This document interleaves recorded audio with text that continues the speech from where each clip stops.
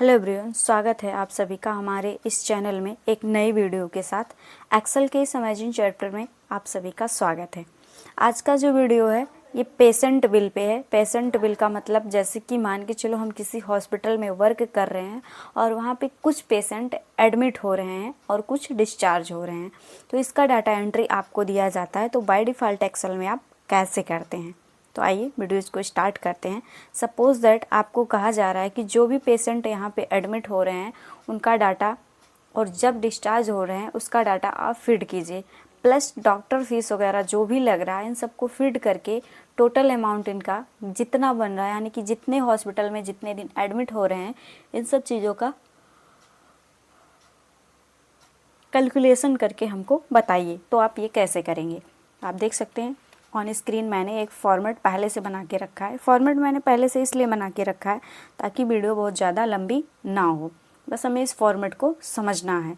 आप देख सकते हैं सबसे पहले यहाँ पे पेशेंट आईडी है। पेशेंट आईडी इसलिए मैंने लिया है, आप चाहो तो सीरियल नंबर भी ले सकते हो। सीरियल नंबर बट ये बताएगा कि आपके पास कितने पेशेंट हैं, लेकिन पेशेंट आईडी का मतलब ये है कि एक आईडी जनरेट होती है और इससे क्या होता है कि कभी हमारे हॉस्पिटल में एक नाम के, दो नाम के, तीन नाम के एक ही व्यक्ति हो जाते हैं तो इस आईडी से पहचान की जा सकती है।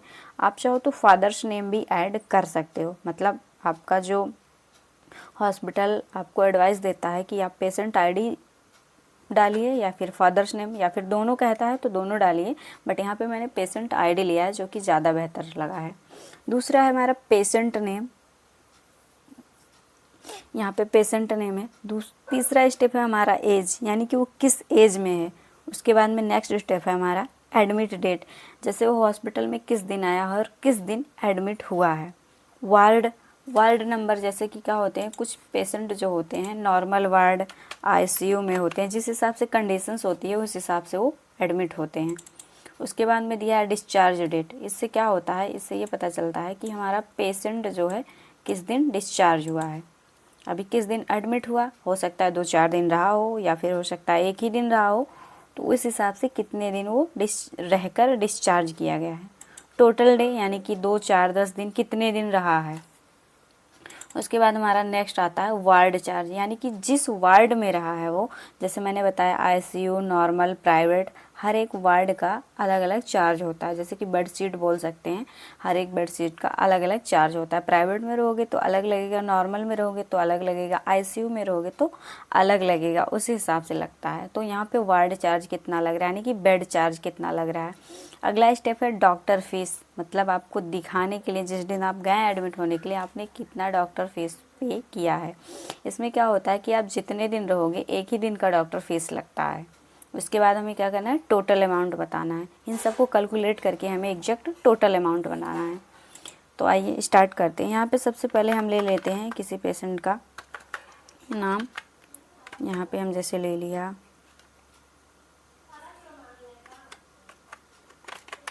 ऐसा।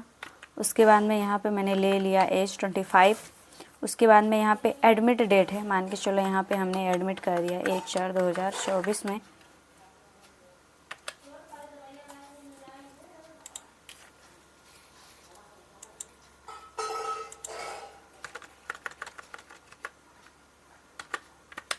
यहाँ पे मैंने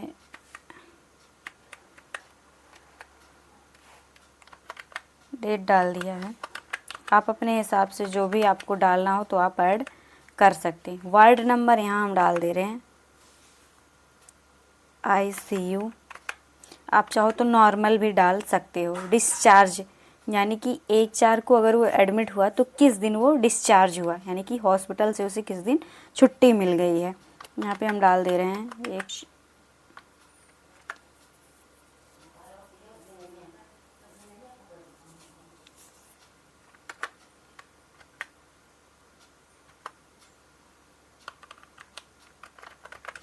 यहाँ पे मैंने डाल दिया है। अब हमें निकालना है टोटल डे, यानी कि वो टोटल कितना दिन हॉस्पिटल में रहा है। अब अगर देखा जाए तो मैंने यहाँ पे थोड़ा सा ध्यान दीजिएगा कि अगर कभी भी डेट फीड कीजिएगा तो सिस्टम बेसिस पे उठाता है। अगर पहले मंथ रहेगा तो पहले मंथ टाइप करना पड़ेगा, अगर पहले डेट रहेगा तो पहले डेट, नहीं तो कैलकुलेट करने में बहुत सारी दिक्कतें होती हैं। तो ये चीज़ आप ध्यान में रख के डेट एंड टाइम टाइप कीजिएगा। खासकर तो डेट तो सिस्टम बेसिस पे ही टाइप कीजिएगा, क्योंकि उसमें थोड़ा सा मंथ क्या होता है, कभी कभी पहले होता है फिर डेट होता है, तो ऐसा होता रहता है। अभी मैंने यहाँ क्या किया है कि 1/4 में, यानी कि फर्स्ट मंथ में 4 तारीख को वो एडमिट हुआ है और फर्स्ट मंथ में 10 तारीख को वह डिस्चार्ज हुआ है। अगर इस हिसाब से देखा जाए तो 4, 5, 6, 7, 8, 9, 10, यानी वो, अगर यहाँ पे हम एग्जैक्ट देखें, डिस्चार्ज में से एडमिट को माइनस कर दें तो अभी एग्जैक्ट दिखाएगा 5 दिन। बट अगर हम अपने हिसाब से देखें तो एक दिन, जिस दिन डिस्चार्ज हुआ है वो भी ऐड किया जाएगा और जिस दिन एडमिट हुआ है वो भी ऐड किया जाए। टोटल अगर देखा जाए तो वो 6 दिन आना चाहिए। बट अगर यहाँ हम कैलकुलेट आपको करके दिखाएं इक्वल लगा के, और यहाँ डिस्चार्ज को उठाएं और माइनस कर दें एडमिट को, तो यहाँ पे आप देख सकते हैं 6 दे रहा है। लेकिन यहाँ पे जिस दिन एडमिट हुआ है उस दिन से ले करके जिस दिन डिस्चार्ज हुआ है वो भी ऐड किया जाता है। तो उसके लिए हम क्या करेंगे, यहाँ इक्वल लगाएंगे, ब्रैकेट्स लगाएंगे, डिस्चार्ज को हम जो है माइनस कर देंगे एडमिट से, ब्रैकेट्स लगाएंगे, प्लस करके हम 1 लिख देंगे। इस हिसाब से हमारा टोटल 7 दिन आ जाएगा, यानी कि 4, 5, 6, 7, 8, 9, 10। अब आप काउंट कर सकते हैं कि टोटल 7 दिन हुए। नहीं तो क्या होता है कि जिस दिन एडमिट हुए रहते हैं या फिर जिस दिन डिस्चार्ज हुए रहते हैं एक दिन को छोड़ देता है, तो ऐसा गलत हो जाता है। और हॉस्पिटल में सारे आप जितने दिन रहोगे उतने दिन का ऐड कर लिया जाता है। जिस दिन आपको छुट्टी भी दी जाती है उस दिन का भी ऐड कर लिया जाता है। उसके बाद में आता है वार्ड चार्ज। जैसे मान के चलो आईसीयू का जो वार्ड चार्ज है, मान के चलो यहाँ पे 2500 रुपये है, 2500 रुपया बेड पर डे लग रहा है। आप देख सकते हैं ये नंबर फॉर्मेट में आ रहा है, यानी कि डेट फॉर्मेट में आ रहा है। तो यहाँ पे हम क्या आएंगे, जनरल फॉर्मेट में कर देंगे। जैसे कभी कभी क्या होता है अलग अलग फॉर्मेट में आते रहते हैं। डॉक्टर फीस मान के चलो हम 600 रुपये दिए हैं। अब हमें टोटल निकालना है कि टोटल कितना बन रहा है। 7 दिन हॉस्पिटल में रहें, उसके बाद में 2500 रुपया पर डे का बेड चार्ज लगा, प्लस 600 रुपया डॉक्टर फीस दिया।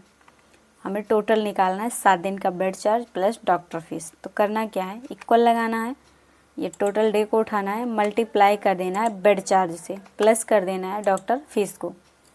टोटल डे को उठाना है, मल्टीप्लाई कर देना है बेड चार्ज से, यानी कि वार्ड चार्ज से, और ऐड कर देना है किसको, डॉक्टर फीस पे। ये हमारा एंटर कर देंगे तो आप देख सकते हैं यहाँ पे आ जाएगा 18,100 रुपये, यानी कि 7 दिन का बेड चार्ज प्लस 600 रुपया हमारा जो है बेड चार्ज लगा हुआ है। अभी मैं इसको कम करूँ, यानी कि 500 रुपये करूँ, तो आप देख सकते हैं टोटल 18,000 दिखाएगा। उसके बाद में आप देख सकते हैं यहाँ पे फॉर्मेटिंग वगैरह करने के लिए हम क्या करेंगे, सबसे पहले डेटा रेंज को सिलेक्ट कर लेंगे और यहाँ पे आएंगे। हम इसमें जो भी कलर्स वगैरह फीड करने होंगे यहाँ से कलर्स दे देंगे, बोल्ड कर लेंगे, थोड़ा सा अच्छा लगेगा। इसको डार्क कर देंगे और यहाँ से फॉर्मेट का ऑप्शंस दिया हुआ है, यहाँ से आके ऑटो फिट कॉलम कर लेंगे। ये टोटली सेट हो जाएगा प्रॉपर तरीके से। हमें इस पे बॉर्डर भी चाहिए तो हम यहाँ से सिलेक्ट कर लेंगे। ये सारे स्टेप मैंने काफ़ी वीडियोस में बताए हुए हैं, तो मुझे नहीं लगता कि हर बार बताने की ज़रूरत पड़ेगी। फ़िलहाल के लिए अगर आपको ज़रूरत होती है किसी भी टॉपिक्स की तो आप कमेंट बॉक्स में कमेंट करके ज़रूर बताइएगा, उस पर हम वीडियो ज़रूर डिस्कस करेंगे। आई होप कि आपको वीडियो पसंद आया होगा और समझ में आया होगा। अगर वीडियो अच्छी लगी हो तो कमेंट करके फीडबैक ज़रूर दीजिएगा।